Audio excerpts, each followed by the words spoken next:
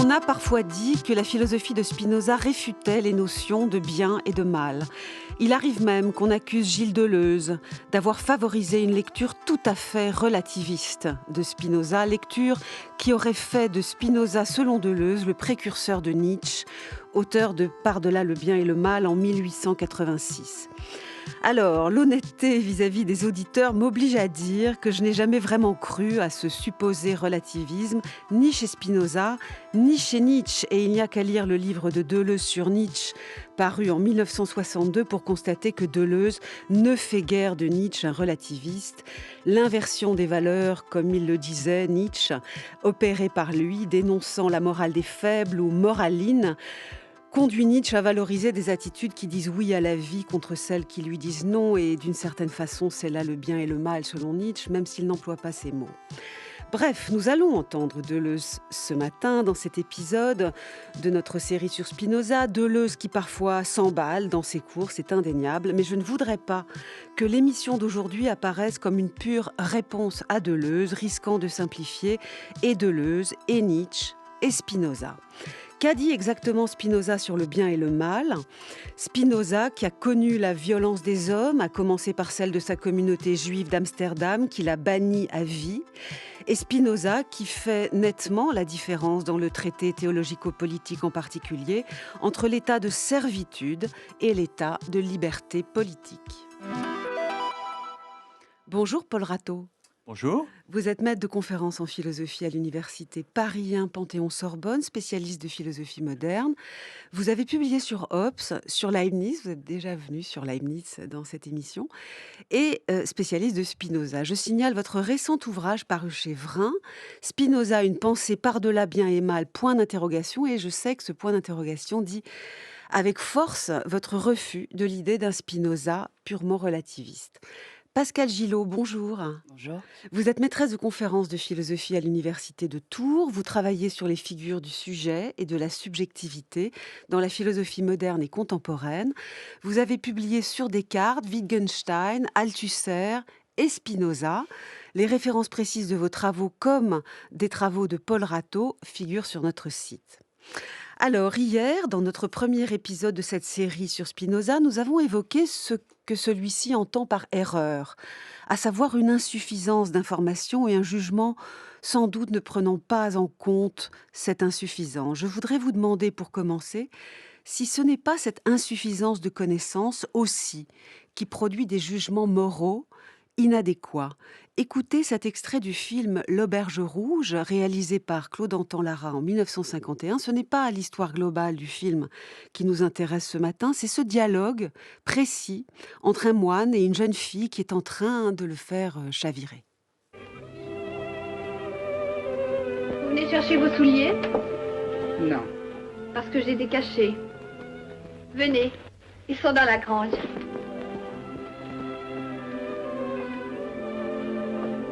C'est le bon Dieu qui nous a amenés ici. Vous parlez toujours du bon Dieu. Et si c'était le diable? Oh. Le diable ou le bon Dieu, ça m'est égal. Vous iriez en enfer avec moi, petit moine? Oh. Tout de suite. Pas tout de suite, mais un jour, J'irai en enfer avec vous. Et ça sera pas l'enfer. si le bon père vous entendait. Pauvre père, je lui dirai pas comme ça. Ça lui ferait trop de peine. Qu'est-ce que vous lui direz? Je lui dirai, mon père, excusez-moi. Mais quand j'ai voulu me faire moine, je savais pas que je rencontrerais Mathilde. Je savais rien. Et maintenant, j'en sais trop long pour être moine. Le plus savant des moines, il en sait moins long que moi. Il en sait plus, ce moine, au moment où il rencontre Mathilde, cette jeune fille qui le séduit tout à fait. Selon ce qu'on connaît, on change peut-être d'avis sur ce qui est moralement bien. Le moine acceptait d'être abstinent en fonction du savoir qu'il avait au moment de ses vœux. Il ne peut plus l'être quand il connaît, quand il découvre cette femme. C'est intéressant, Pascal Gillot. Peut-être que c'est une entrée dans Spinoza. Peut-être que c'est un défaut de savoir qui nous fait faire des erreurs, mais qui nous fait faire aussi des erreurs morales. Oui, absolument. L'extrait est tout à fait remarquable à cet égard et en même temps, peut-être qu'on peut le lire à l'envers aussi, si Oui. on songe au processus de l'éthique et à cette extraordinaire tension qui se joue entre 2 conceptions du bien et 2 conceptions du mal. Puisqu'il y a une première conception du bien comme, relatif, lié à un défaut de connaissance et puis il y a le verum bonum, le vrai bien, Mhm. qui est lié justement à l'amour intellectuel de Dieu. Donc il faut de Donc on l'intellect et du savoir pour alors approcher cette chose-là, le peut-être bien. que la question du vrai bien, qui n'est pas le bien avec un grand B, avec un B majuscule, peut-être que ça demande un travail, du divin qui Oui. n'est pas, ce à quoi est assigné le moine, dans l'institution religieuse, mais qui engage peut-être un rapport à un Dieu, des philosophes, qui n'est pas le Dieu des croyants. C'est pour ça que cet extrait est tout à fait Oui. Alors remarquable. il est vrai que j'ai laissé dans ma question le problème du Dieu personne, du Dieu du moine. Mais d'ailleurs, on sent bien que dans leur discussion, c'est plus le sujet. D'ailleurs, il se demande Mmh. lui-même si ça existe encore, si c'est le diable, le moine. Donc, d'une certaine façon, le dialogue ne l'invoque pas directement dans l'évolution du jugement et du désir. Paul Rateau, qu'est-ce que ça vous inspire, ce qu'on vient de dire là avec Pascal Gillot sur cet extrait? Mais écoutez, moi, ce que cet extrait m'inspire, si je puis dire, c'est que au fond, il est bien clair pour Spinoza que, la libération, à laquelle, il nous invite et qui est au fond tout le travail, depuis le traité de la réforme de l'entendement, qu'il opère, c'est au fond de nous libérer des préjugés, nous libérer aussi, alors pas des passions, parce qu'il ne s'agit pas d'éradiquer les passions, mais en tout cas d'arriver à sortir de cet état de servitude qui nous caractérise fondamentalement. Et cet état de servitude, c'est le fait que nous sommes dirigés par nos affects et que ne relevons pas véritablement de nous-mêmes, nous ne nous appartenons pas. Et la connaissance, au fond, la connaissance, ça doit nous émanciper, c'est-à-dire comprendre les causes de ce qui se produit et des motifs qui peuvent bien nous agiter et faire précisément que nous ne sommes pas véritablement ou complètement l'auteur de nos actes, ou plus exactement les actes que nous produisons ne visent pas véritablement à notre épanouissement, à la réalisation de notre être, mais plutôt lorsqu'ils sont conduits par des passions dites tristes, ce que Spinoza appelle des passions tristes, c'est-à-dire tout ce qui relève de la jalousie, de la haine, de la colère, nous portent pas vers l'affirmation de notre aide, de notre puissance, au déploiement véritablement de ce qui permettra de nous réaliser en quelque sorte. Et la connaissance, elle doit nous aider à cela, même si évidemment la seule connaissance ne suffit pas. Il faut que l'affect lui-même soit à son service, c'est-à-dire que la raison qui nous guide, puisque c'est l'horizon, vivre selon les préceptes de la raison, c'est pas une raison, je dirais, pure de tout enracinement dans l'affect, c'est-à-dire dans la joie, dans la bienveillance.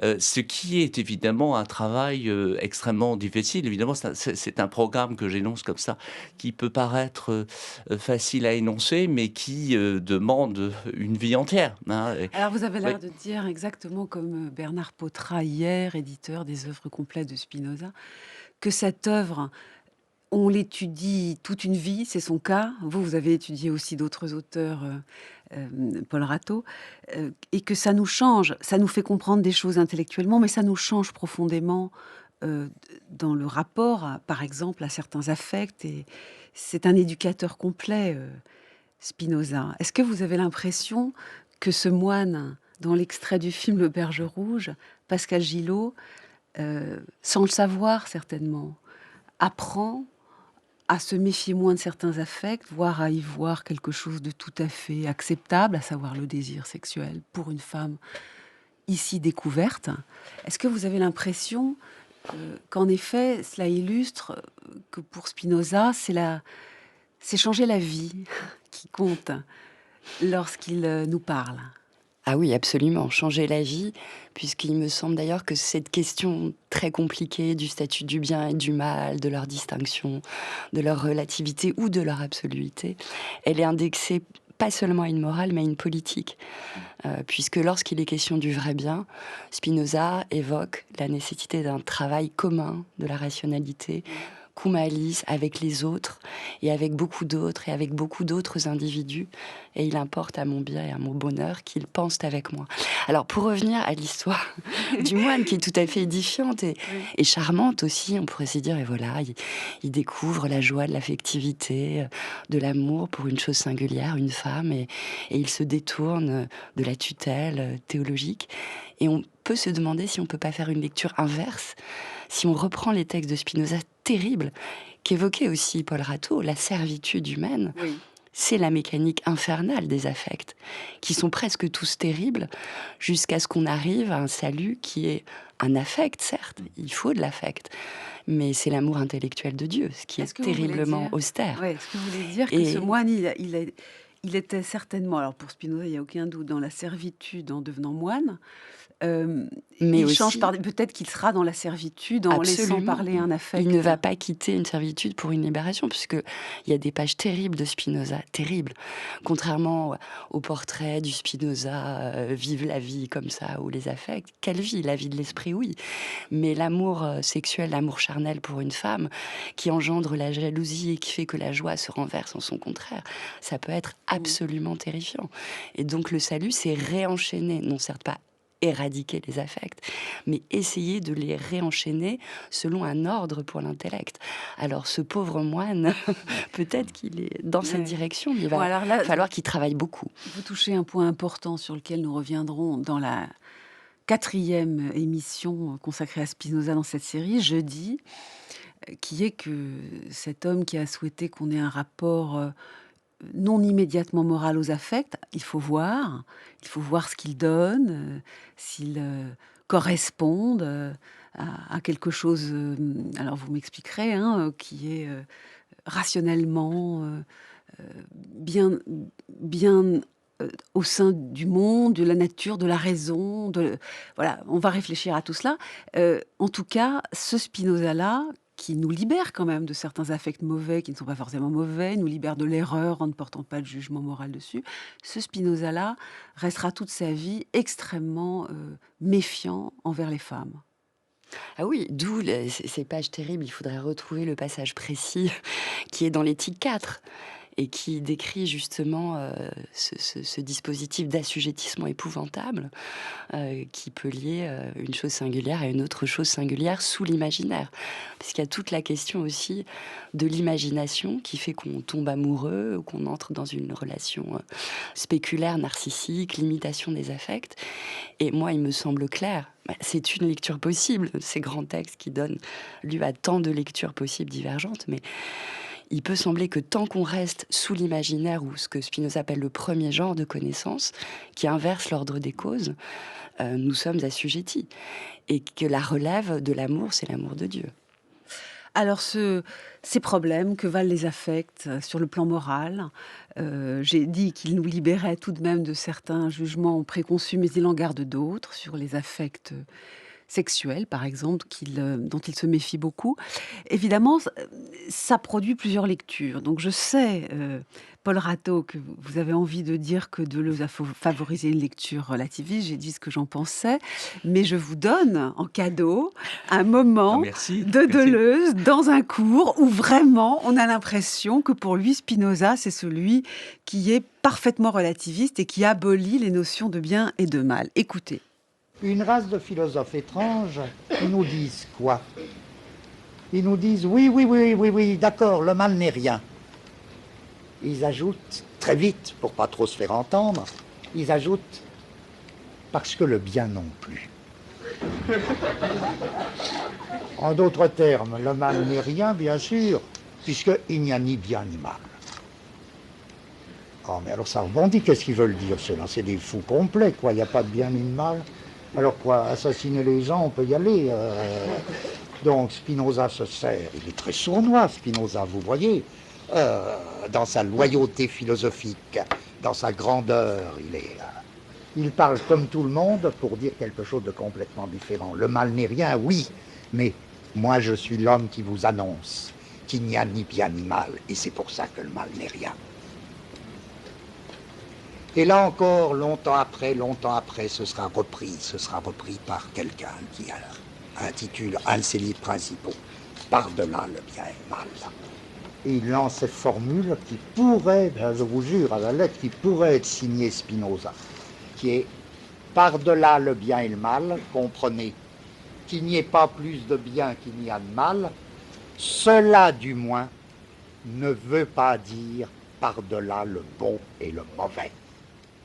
Quand même un bémol à la fin, mais incontestablement, Paul Rateau, cet extrait, où d'ailleurs on entend un Deleuze délicieusement cabotin, il faisait court quand même, avec beaucoup de malice et de provocation, mais ça vous donne tout à fait raison. Là, il semble appuyer sur le Spinoza pour lequel le bien et le mal n'existeraient pas. Alors, je ne sais pas si Spinoza est sournois, mais Deleuze, s'il l'est, Deleuze l'est aussi un tout petit peu, manifestement dans l'extrait que l'on vient d'entendre le montre, dans la mesure où dire que bien et mal sont relatifs, il faut en fait savoir ce qu'on entend par relatif.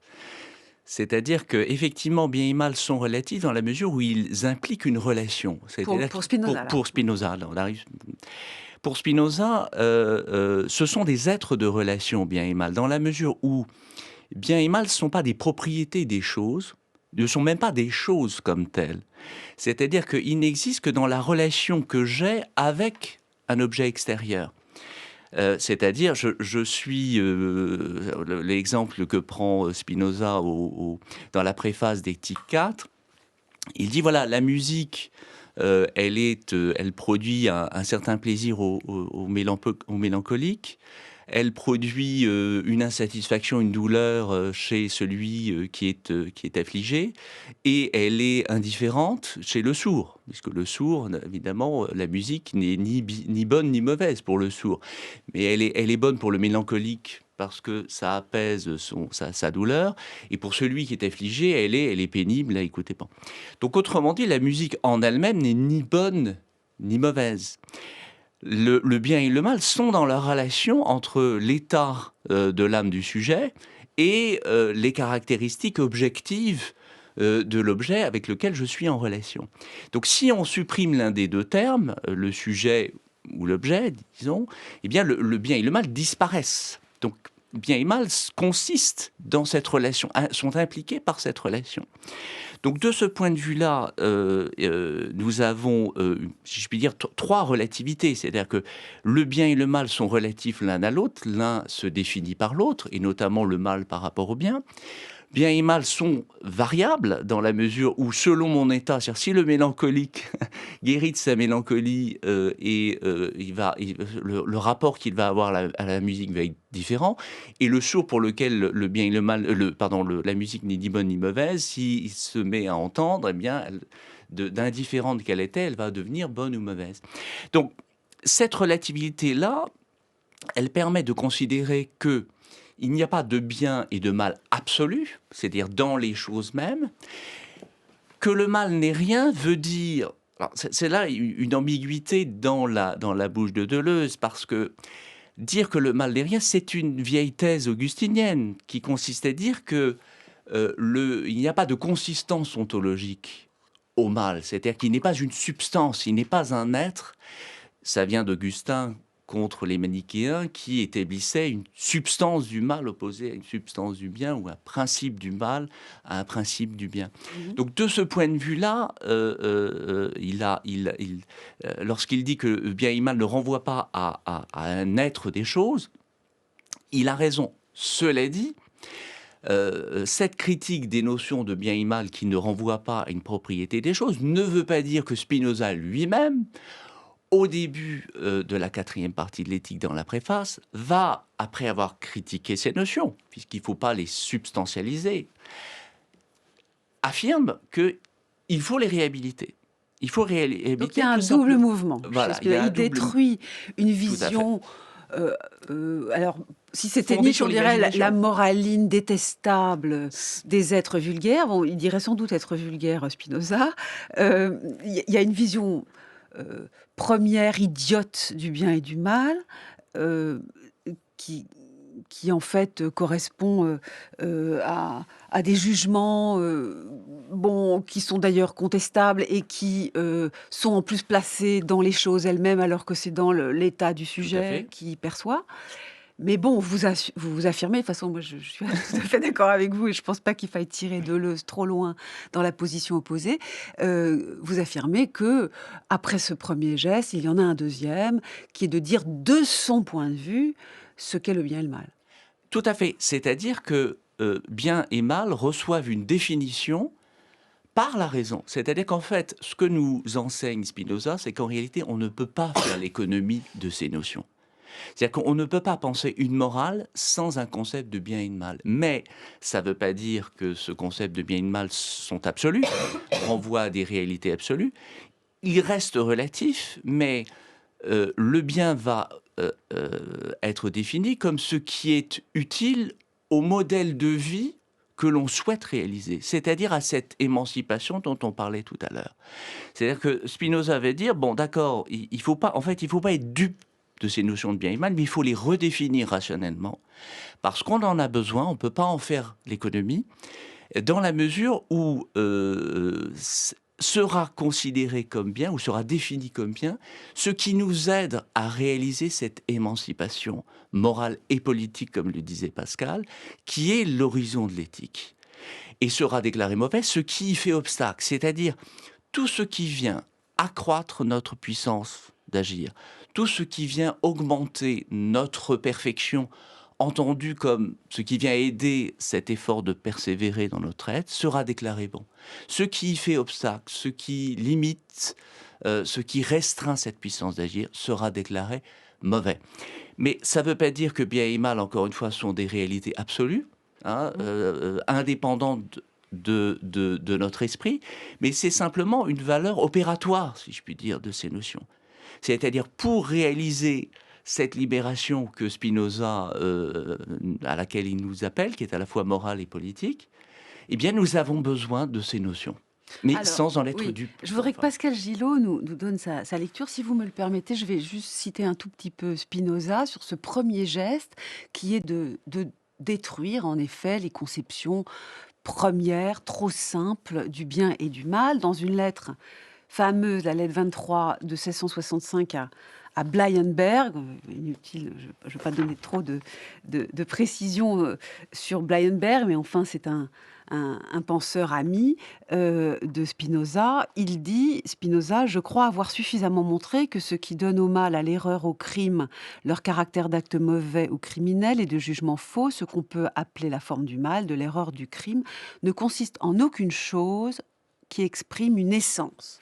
Et il n'y a pas d'essence, c'est dans notre, comme vient tout à fait de le dire Paul Rateau. Et dans l'appendice à la première partie de l'éthique, publiée de manière posthume, il explique que le problème, c'est que persuadés que tout ce qui se fait en vue d'eux, les hommes n'ont pu que juger principal en toute chose ce qui avait le plus d'utilité pour eux et estimer le plus excellent tout ce qui les affectait au mieux, d'où vint qu'il leur fallut former ces notions par lesquelles expliquer les natures des choses, à savoir le bien, le mal, l'ordre, la confusion, le chaud, le froid, la beauté, la laideur.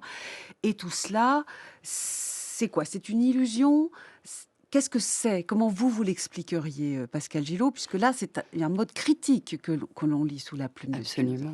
Absolument. Absolument. La critique est virulente concernant ces notions de bien, de mal, de confusion, on dirait imperfection ensuite.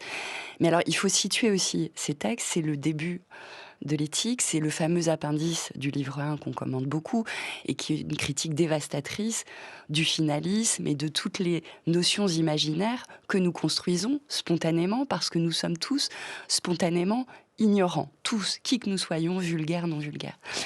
Ce qui est remarquable, c'est qu'après avoir détruit ces notions qui procèdent d'une inversion de la réalité, comme le libre arbitre ou l'illusion que tout a été créé en vue de l'homme, etc. Ensuite, Spinoza reprend en effet, comme le disait Paul Ratto, ces notions de bien et de mal. Il reprend la notion d'ordre aussi, qu'il a absolument disqualifiée de façon retentissante dans l'ordre et la connexion des idées ou l'ordre géométrique. Alors, il faut faire attention à des histoires de langage aussi, et du rapport compliqué des philosophes au langage. Parce qu'en effet, il y a une tension entre cette critique terrible du bien et du mal comme transcendantaux. Les transcendantaux, ce sont ces notions universelles qui ne sont pas des concepts, parce que nous les produisons sous l'imagination. D'autres notions de bien et de mal avec un B minuscule ou un M minuscule, que vous évoquiez, Paul Ratto, le bien existe. Le bien, c'est ce que je sais avec certitude nous être utile, et le mal, ce qui nous empêche. Donc il y a bien une récupération de ces notions, mais ces notions, elles sont retravaillées sous l'angle de la rationalité, de ce que Spinoza va appeler les notions communes, deuxième genre de connaissances, et il va les arracher à leur inscription imaginaire.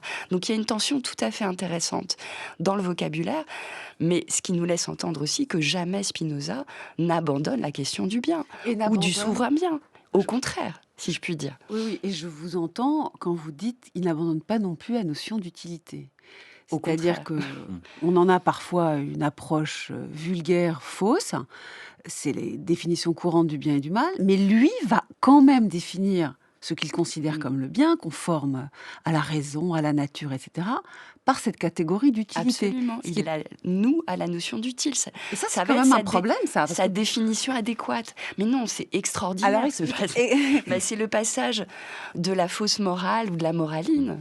Et Deleuze a une très grande lecture, bien sûr, de Spinoza, indépendamment d'un prisme relativiste. Bien sûr qu'il n'était pas relativiste. Moi, il me semble quand même, remarque, que Deleuze a vu magnifiquement la façon dont Spinoza, passant de la morale à l'éthique, de la morale moraline transcendante à l'éthique fondée sur un certain travail commun, il a très bien vu qu'il y avait une différence immense entre le bien avec un grand B et le bonum avec un petit b. Et il me semble que ça, il faut le tenir, puisque c'est une façon de ne pas jeter par la fenêtre le bien et le mal. Ça, c'est ce qu'il écrit dans ses 2 grands livres sur Spinoza, qui n'ont pas le même statut que l'archive de cours que vous avez passé. Je vois qu'on est tous d'accord. Voilà, mais le nouage, j'y insiste 2 secondes, le nouage du bien, du vrai bien, si je puis dire, sans B majuscule et de l'utile, c'est fondamental. Alors expliquez-moi ça. C'est la façon dont on récupère le bien. Pourquoi le bien, c'est ce qui nous est utile. Vous savez très bien, si j'ose dire, qu'il y a tout un ensemble d'auteurs en philosophie qui ne vont pas du tout de ce côté-là et qui considèrent que si on invoque la raison et si on parle au hasard d'Emmanuel Kant, un siècle après Spinoza, la raison nous donne des interdits, des devoirs, des impératifs, et précisément qui nous sortent de l'enjeu de l'utile. Et le bien et le mal sont, si j'ose dire, par-delà la question de l'utile. C'est précisément en rompant avec la question de l'utile qu'on le trouve. Spinoza ne dit pas cela. Pourquoi ? Il dit le contraire.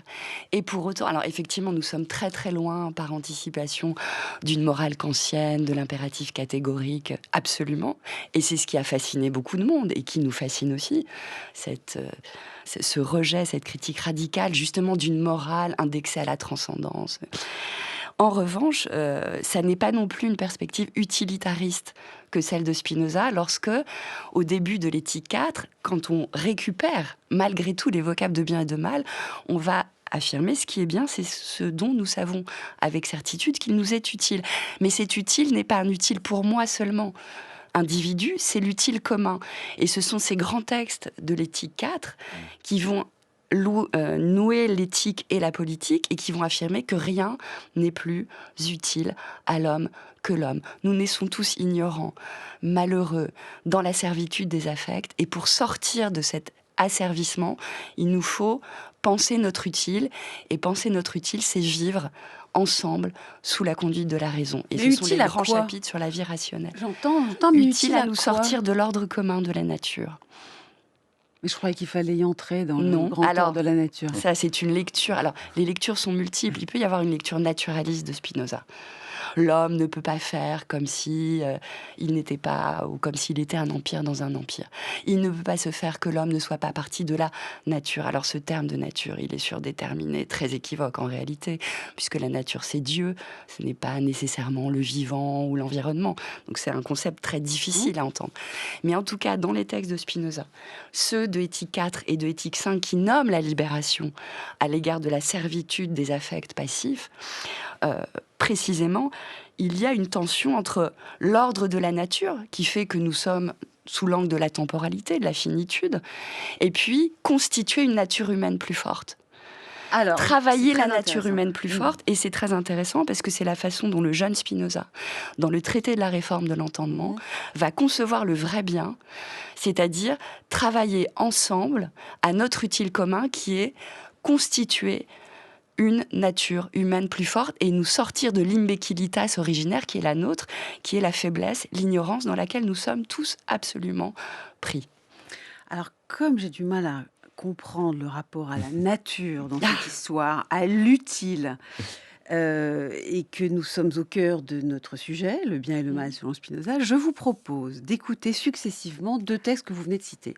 D'abord, ils sont assez courts.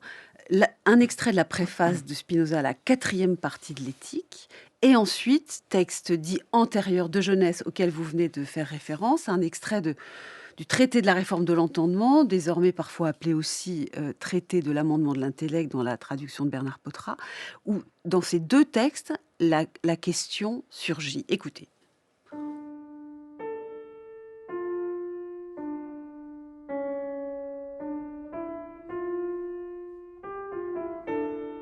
En ce qui concerne le bien et le mal, il ne désigne rien de positif dans les choses, j'entends considérer en soi, et ils ne sont rien d'autre que des manières de penser ou notions que nous formons du fait que nous comparons les choses entre elles.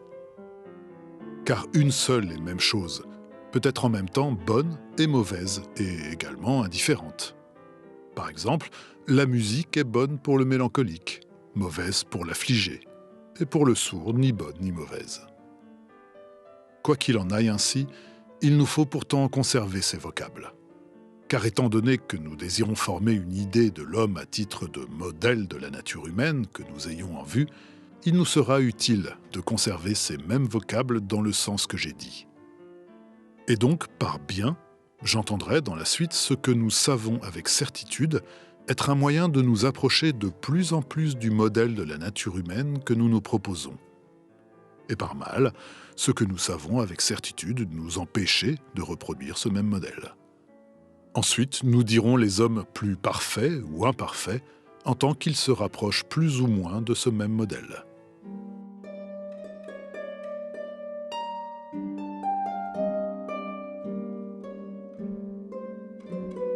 L'homme est incité à chercher des moyens qui le conduisent à la perfection. Et tout ce qui peut être moyen d'y parvenir est appelé vrai bien. Et le bien suprême est qu'il parvienne à jouir d'une telle nature avec d'autres individus si faire se peut. Quant à savoir quelle est cette nature, nous le montrerons en son lieu. C'est bien sûr la connaissance de l'union qu'a l'esprit avec la nature tout entière. Telle est donc la fin à laquelle je tends. Acquérir une telle nature et m'efforcer que beaucoup l'acquièrent avec moi.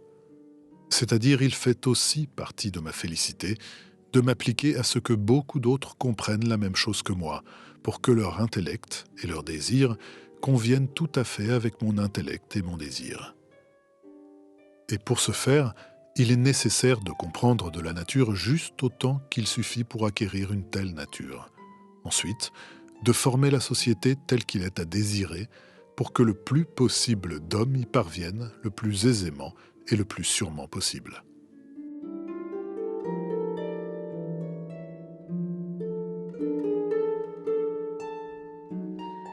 Acquérir ma vraie nature. Atteindre l'idée de l'homme à titre de modèle de la nature humaine que j'ai en vue. Est-ce cela le bien pour Spinoza, Paul Rateau? Et si oui, qu'est-ce que ça veut dire? Alors oui, c'est le bien, et comme Pascal Gillot l'a indiqué il y a un instant, il y a au fond une ambiguïté du terme même de nature. C'est-à-dire dans le texte de Spinoza, soit effectivement on considère la nature entière qui se confond avec Dieu même, soit on envisage la nature humaine qui est une partie de cette nature. Alors, de cette nature au sens général.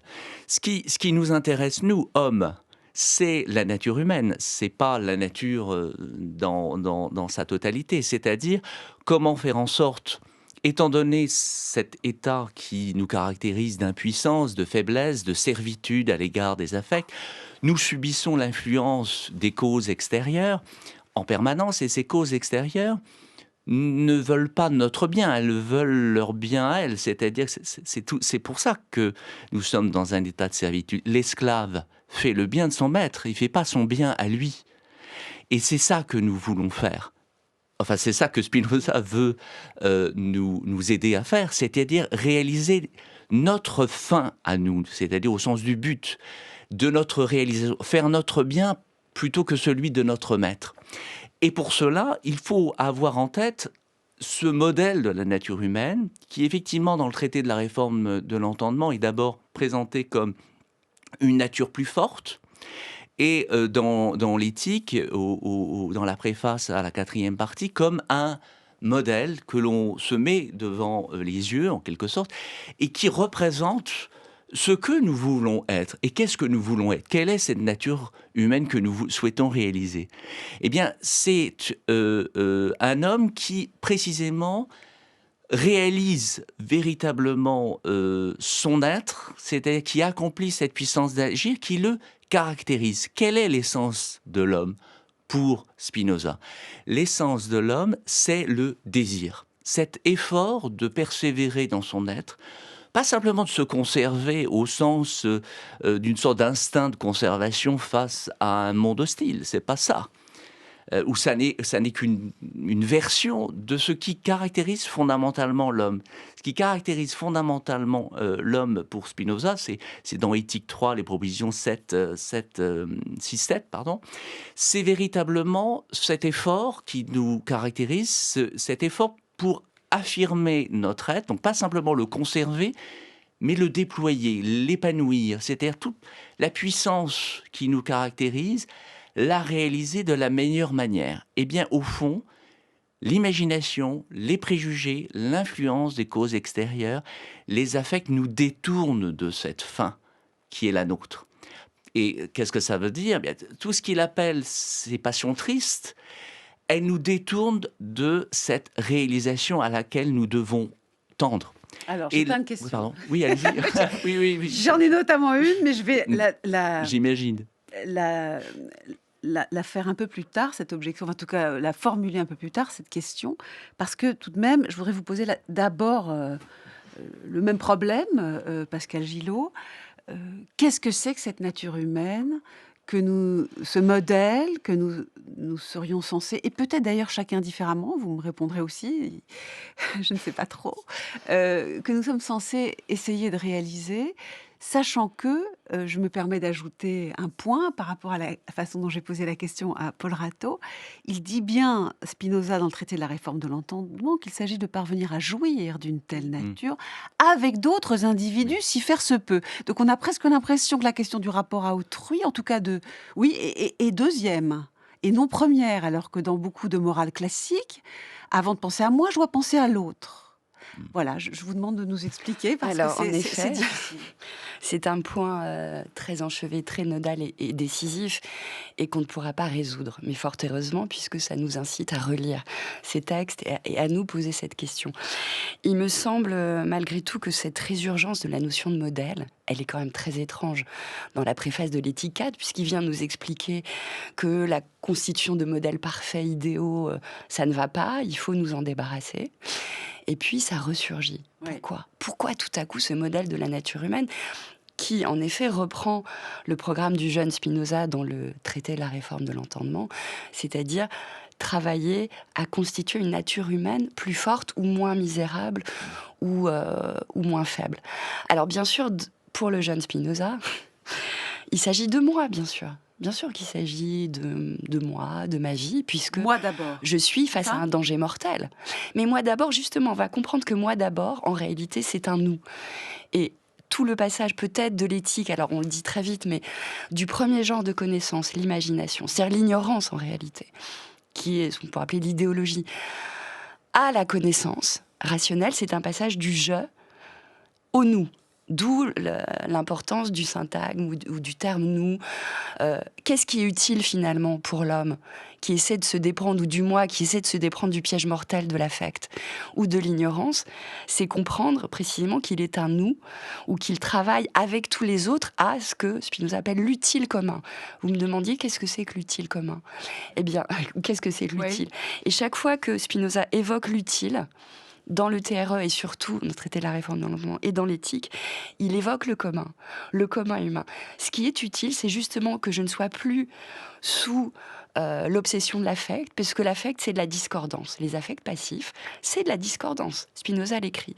Et ce par quoi nous pouvons convenir avec les autres, sortir de l'envie, de la jalousie, de la domination, qui est la vie affective aussi, eh bien, c'est travailler à cet utile commun et convenir avec les autres pour former. Qu'est-ce que le je libéré? C'est former avec les autres comme un seul esprit et comme un seul corps. Et là, je renvoie les auditeurs à la lecture du Scoli, de la proposition 18 de l'éthique 4, qui nomme justement cet effort pour convenir avec les autres et passer avec les autres de l'ignorance à une moindre ignorance. Et donc, c'est une libération commune. Et le « je » qui échappe au piège de la mort que décrit le jeune Spinoza, si je continue comme ça, je vais mourir. Donc, je fais le pari d'une vie de l'esprit. Eh bien, cette vie de l'esprit, elle est nécessairement indexée à la première personne du pluriel, à un « nous ». Donc, être un « je » adéquat, c'est se concevoir comme un « nous ». Et c'est la raison pour laquelle il me semble, plus je lis ces textes, mais il m'apparaît que l'alliance s'opère entre l'éthique de Spinoza, pour ne pas parler de morale, et la politique. Il me semble qu'on ne peut pas les dissocier, en réalité. Alors maintenant, ma question que je n'ai jamais osé poser. Allez-y. Et c'est quelque chose que je ne comprends vraiment pas chez Spinoza. Vous savez que ce qu'on n'a jamais osé demander, comme on disait d'ailleurs il y avait un titre d'émission de France Culture. Voilà. Lorsque Spinoza dit « il faut persévérer dans son être, atteindre notre nature et les modèles corrélés », vous m'expliquez tous, les spinozistes, que Spinoza déteste le finalisme, c'est-à-dire l'idée que nous ferions des choses pour atteindre une fin rationnelle, qui est, au fond, nommons les choses. Il n'aime pas Aristote, qui a largement usé du modèle finaliste dans beaucoup de domaines, mais il n'y a peut-être pas qu'Aristote. Mais quand il dit persévérer dans son être, atteindre notre nature véritable, etc., mais qu'est-ce que c'est d'autre que du finalisme? Alors, disons que quelle est la fin de cet effort? Quelle est la fin de cet effort de persévérer dans son être? C'est l'effort lui-même. C'est-à-dire qu'il n'y a pas de fin extérieure. C'est-à-dire que la critique du finalisme, elle est liée au fait que nous projetons dans la nature des fins qui ne s'y trouvent pas. Nous attribuons à Dieu des intentions. La nature ne fait rien en vain, puisque c'est Aristote que vous évoquez, c'est bien la cible. Mais la position de Spinoza, elle consiste à dire que l'homme se pose des fins, c'est un être qui se pose des fins, c'est-à-dire qui se pose des buts. C'est la raison en lui, la nature qui les lui pose, non? Quand on la comprend. Mais véritablement, si on comprend ce conatus, c'est-à-dire cet effort de persévérer dans son être, qui est notre essence, et qui n'est rien d'autre que ce qu'il appelle le désir. Le désir, c'est cet effort en tant que j'en ai conscience. Mais que vise le désir? Il vise le désir. Il ne vise rien d'autre que sa perpétuation. Il ne vise pas l'objet qui... D'ailleurs, c'est pas sans lien avec une position qu'on trouve chez Hobbes en réalité, c'est-à-dire l'idée que cette idée qui est pour Hobbes comme pour Spinoza fausse d'une certaine façon, qui est que La fin au sens, cette fois-ci, du terme, du désir, c'est une fois que je possède l'objet. Vous voyez, Mais en réalité, spontanément, le mot fin oui, vous vient mais- à la bouche. Mais justement, la fin du désir au sens du De terme Spinoza, ouais. et au sens de Spinoza, c'est le désir, c'est l'entretien du désir. C'est-à-dire que la nature ne vise aucun but. Spinoza le répète à plusieurs reprises, Dieu ou la nature n'a pas de fin, n'a aucune intention, ne vise la réalisation d'aucun royaume sur terre, d'aucune perfection ou bien. Eh bien, nous sommes une partie de la nature. Nous sommes, une partie de la nature. Donc, à ce titre-là, nous-mêmes, nous posons des fins, mais l'essence même de notre désir ne vise rien d'autre que sa propre perpétuation. C'est-à-dire que les fins au sens du but, hein, le désir se veut lui-même. Et dans ce sens-là, on échappe à un finalisme qui serait quelque chose comme une réalisation définitive de quelque chose qui serait le bien atteint définitivement.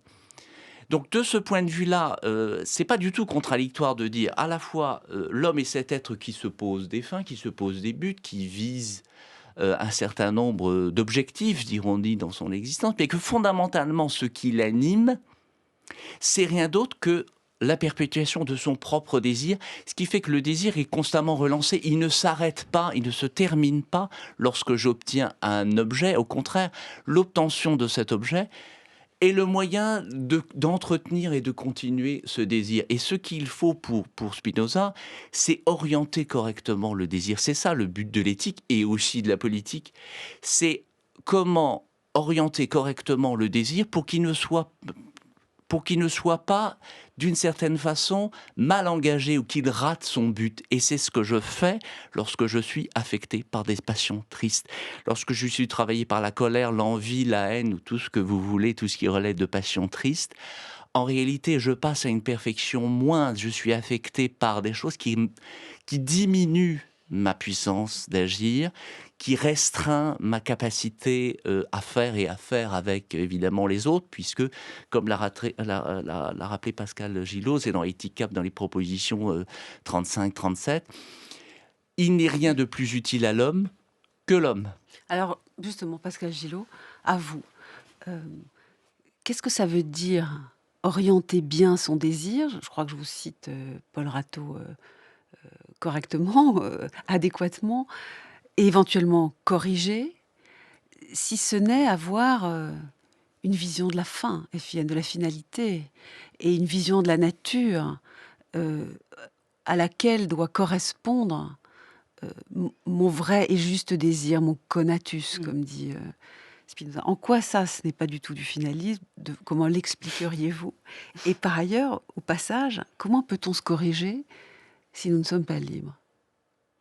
Alors, vous posez aussi toute la question de la finalité de l'éthique, finalement. Pourquoi Spinoza a-t-il écrit l'éthique pour arriver à cette étonnante partie de l'éthique avec laquelle beaucoup de spinozistes sont embêtés, des libertate humana, de la liberté humaine, c'est-à-dire de la puissance de l'intellect. Et là, nous sommes dans la métaphysique et il est question de la vie éternelle. Pourquoi Spinoza écrit-il l'éthique? Pour nous libérer. Donc il y a bien, à mon sens, peut-être que je serais un peu en désaccord avec ce qu'a dit Paul Ratteau, il me semble qu'il faut distinguer la grande critique spinoziste, mais qui est cartésienne aussi, du finalisme dans l'ordre de la science, les lois de la nature, Spinoza est galiléen, donc la physique aristotélicienne, tout ça doit être rejeté, bien sûr. En revanche, Spinoza n'est pas un nécessitariste absolu. Sinon, il ne porterait pas une éthique et une politique. Sinon, il ne serait pas question de nous libérer de ce qui nous entrave parce que nous sommes tous spontanément sous l'affect et ignorants. Par conséquent, il me semble qu'avec cette histoire de modèle de la nature humaine, Spinoza nomme un programme qui est celui, en effet, de la réorientation de la cupiditas, du désir, qui est l'autre nom du conatus, en effet.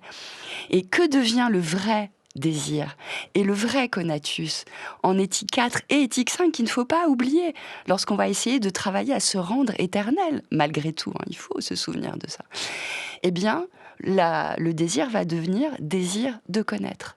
Le vrai désir, et même l'essence de notre esprit, ce sera désir de connaître, conatus cognoscendi, conatus intelligendi.